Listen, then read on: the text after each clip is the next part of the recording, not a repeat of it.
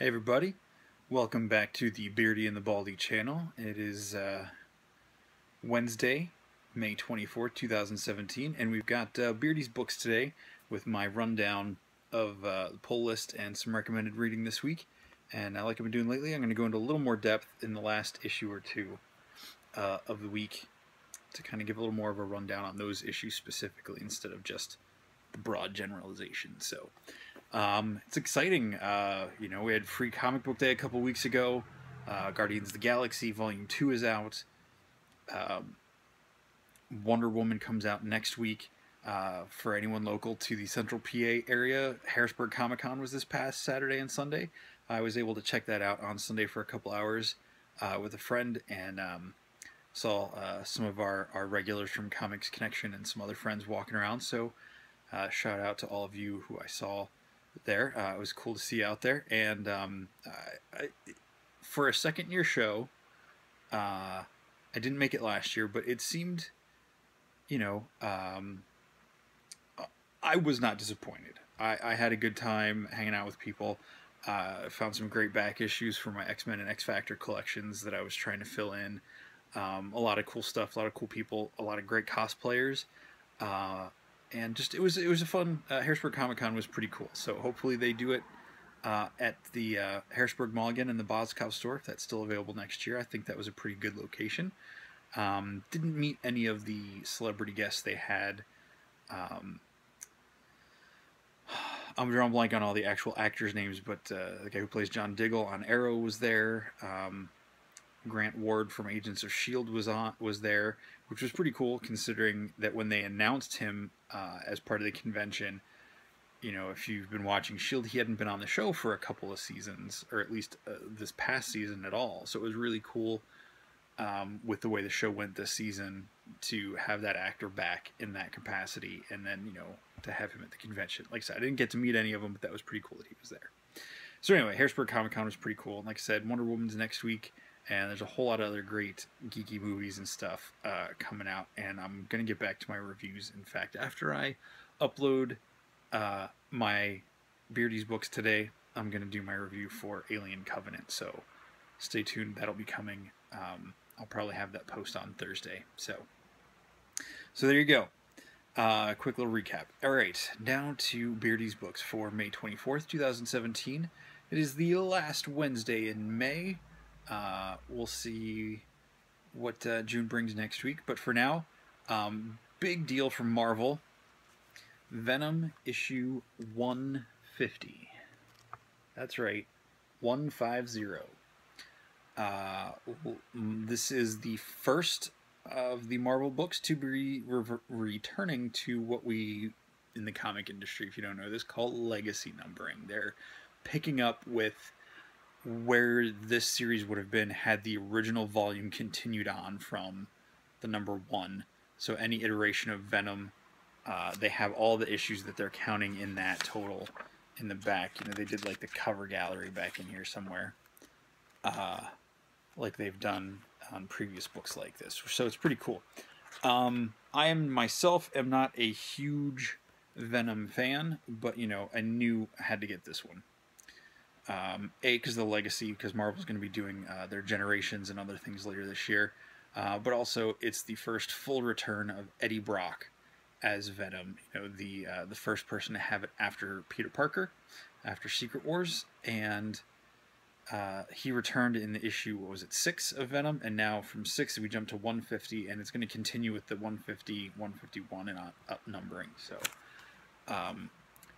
it's a pretty heartbreaking issue. I mean, the art's good from Trad Moore, and the story's good. It's an emotional roller coaster. This is, it's got action. It's got, some of the things you would expect from Venom, but then it's got some other things. So there's the main story, and then there's a couple other backup stories in it.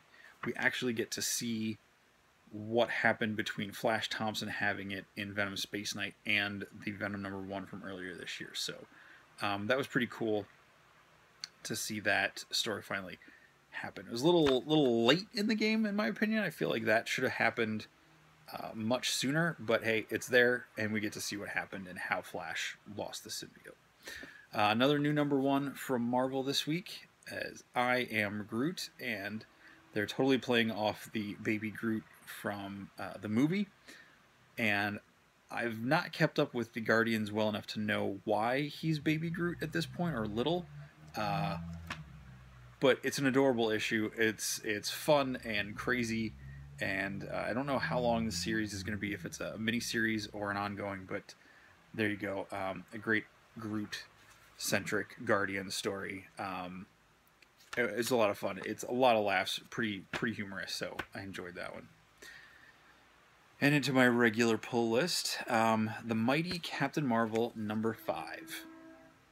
This series I have been struggling with a little bit because I really liked what Kelly Sue DeConnick and some of the creative team did when they brought Carol into Captain Marvel a couple of years ago. And this issue feels like it kind of gets back to some of that. I'm not a fan of her being in charge of Alpha Flight and that whole rigmarole deal, but this issue brings the characters into the Secret Empire. As you can see, it's got the Secret Empire branding there at the top, you know, the banner here. So we finally pick up in this issue where it was either issue 0 or issue 1 of, I think it was issue 0 of Secret Empire, where the shield is not functioning. So this is all pre-Chitauri invasion from Secret Empire. So it's a little behind. And there's the lovely train again. But it catches up, and it's pretty cool. There's some great moments in here, and again, I'll get into my whole Secret Empire thing later. But yeah, it was a good issue, and some of the things that have been building up in the series prior to this finally kind of had little payoffs or whatever. So it was pretty good. Next, Jean Grey #2, the young 1960s Jean from the past, who is here and leader of the Blue Team, is continuing her adventure to find out why the Phoenix is after her or what's going to happen. And this issue was a really good, really great story. I loved it. Dennis Hopeless just wrote a really cool story.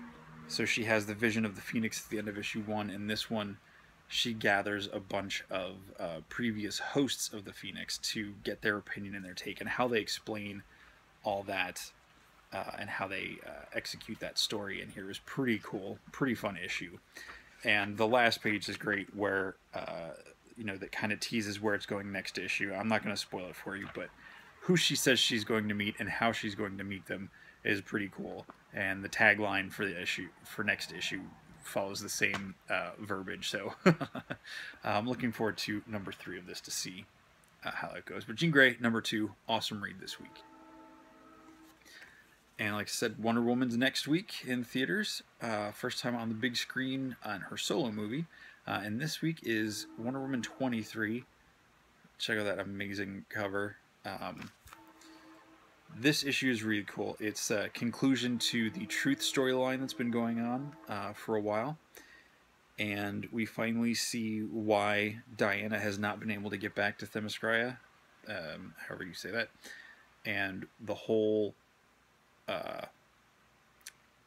New 52 story that we had previously, building up to the Rebirth story, why she thought all that was real, what was really going on there and everything. It's a really good series, or story, to really wrap up all of this. I don't want to spoil it because I really enjoyed it. It's really cool. You get some of your great superhero moments, and some of the, you still tie into a lot of the great Greek mythology things that they had set up in the Brian Azzarello and Cliff Chang run. So I really like that. And for longtime fans, you know, the previous issue of the story arc for the Truth, we saw the return of Ares, the proper kind of looking Ares with the horned helmet and everything. Well, I really loved the kind of withered old man in the suit look from Brian Azzarello. I think a lot of people will be excited to see that. I'm good either way, but I think there's some real good payoff in this issue this week. So Wonder Woman 23, check that out. And my final book for the week, X-Men Blue #4, with a great Art Adams cover. Art Adams drawing X-Men is always going to be a good thing, in my opinion. So it's a great cover. You know, you've got the nice, you know, the shot of the original 5 team as they're still here in the modern times, with a 3-clawed hand coming up, and this is not Old Man Logan. We got a little tease of it earlier in the series. I think it was pretty clear, and I am totally going to say I totally guessed it. I don't know if it was going to be that big of a guess when they showed these previews who it was going to be, but it's really cool to see them bring that in and how they're working that story into it. So the team is off in the mountains of Colorado trying to track a mutant, and I'm gonna, you know, kind of feel like I can't really go on with this story without spoilers, so I will put a spoiler warning note. So here's your spoilers. This is not Old Man Logan.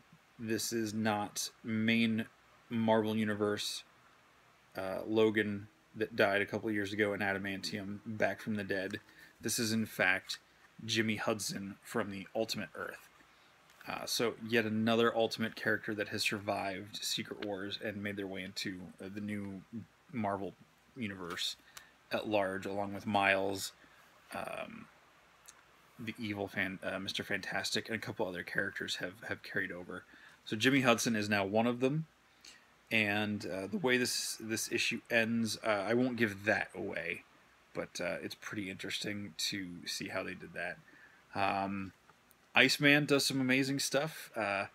Couple years ago, we had the whole battle for the Atom, and we saw the X-Men from the future show up, and we saw kind of an old wizardy-looking Iceman with a giant kind of snow golem. And we get to see Iceman kind of do that in this issue, except instead of a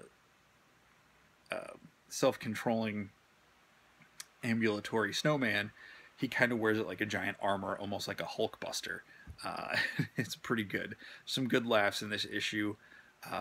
Beast seems to be going down kind of a twisted path because of his dabbling with magic, and when he was trying to find a way to get them home.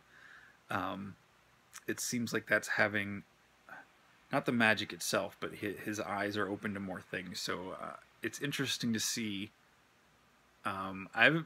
Potentially this version of Beast could become a villain at some point, or at least someone they have to deal with evil or at least misguided machinations that come to fruition. It's nice seeing Jean as the team leader, as well as in her solo book, but it's nice to see her as the leader of the team and the guys deferring to her. You know, it's just a nice change of pace, because Cyclops is always usually running the show. But I really enjoy this team together and how they're working with Magneto and what they're trying to do. So X-Men Blue #4 out today. Check it out. Yeah, so there you go. That is Beardy's Books for May 24th, 2017. I hope you enjoyed. If you have any comments, if you have any favorites, any suggestions, comment below. I want to hear what you have to say. And stay tuned for Alien Covenant. My review on that will be coming soon.